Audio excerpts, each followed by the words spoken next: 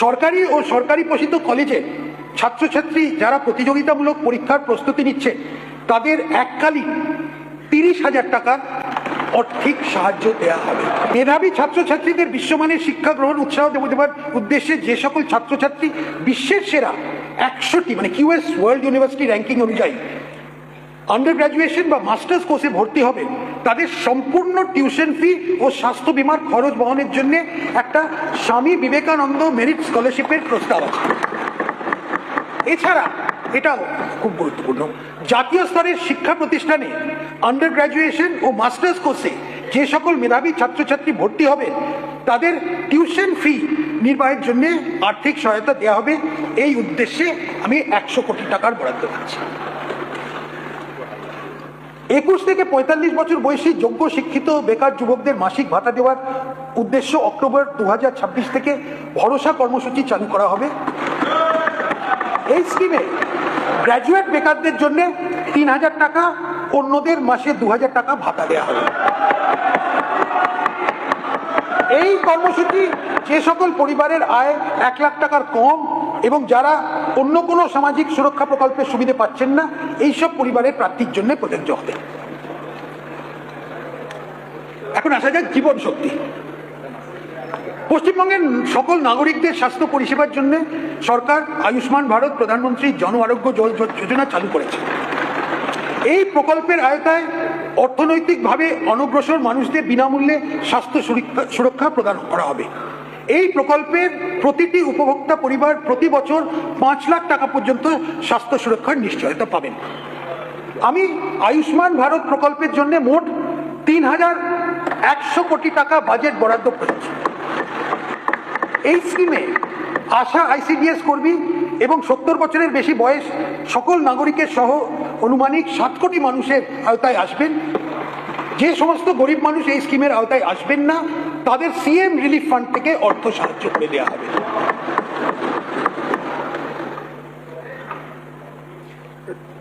রাজ্য সরকার উত্তরবঙ্গে একটি এইমস হাসপাতাল, সুন্দরবন ও পুরুলিয়া এবং দার্জিলিংয়ে সুপার স্পেশালিটি হসপিটাল এবং উত্তরবঙ্গে একটি বিশিষ্ট ক্যান্সার হাসপাতাল স্থাপন করার উদ্যোগ নেবে।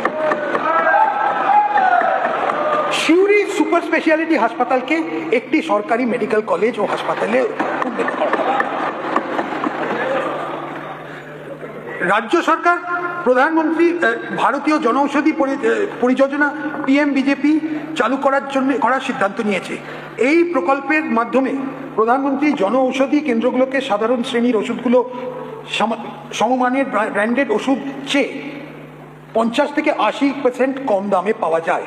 Affordable medicines and reliable implants for treatment scheme চালু করা হবে, যার মাধ্যমে জীবনদায়ী ওষুধ ও ডিসপোজেবল সার্জিক্যাল সামগ্রী এবং দামি মেডিকেল ইমপ্লান্ট 50% থেকে 90% পর্যন্ত ছাড় পাওয়া যাবে।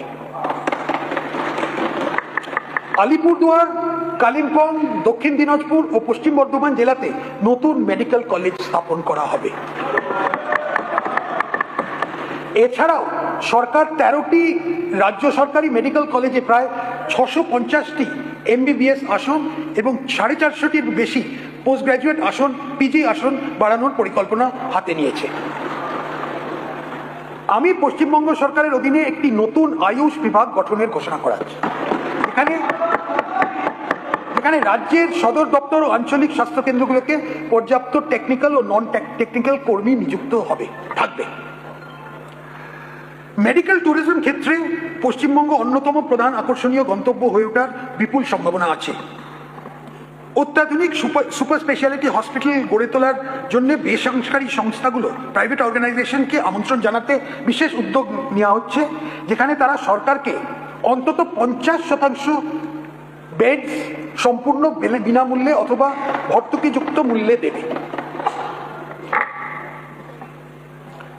পশ্চিমবঙ্গকে একটি জনপ্রিয় আন্তর্জাতিক স্বাস্থ্য পর্যটন কেন্দ্র হিসেবে গড়ে তুলতে বেসরকারি সেক্টরের জন্য যৌথভাবে 5টি আঞ্চলিক মেডিকেল হাব তৈরি হবে।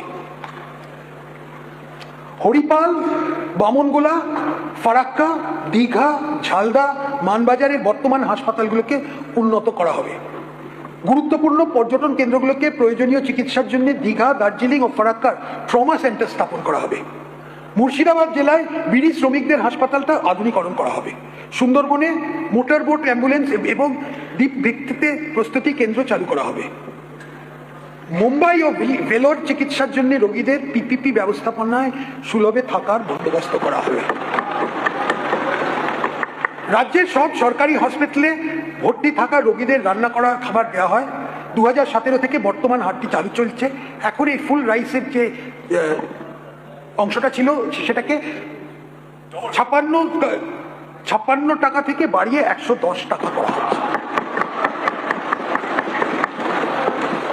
রাজ্যের প্রধান নদীগুলোর জন্য নদী অভিবাহক ভিত্তিক plan, river basin wise plan তৈরি করতে একটা সার্বিক পন্থা গ্রহণ করা হবে, যার মূল লক্ষ্য হবে জলসম্পদ ব্যবস্থাপনার উন্নয়ন এবং নদী ও জলাশয়কে যুক্ত করে নদী বেসিনগুলোর মধ্যে জলের আদান প্রদান ঘটানো।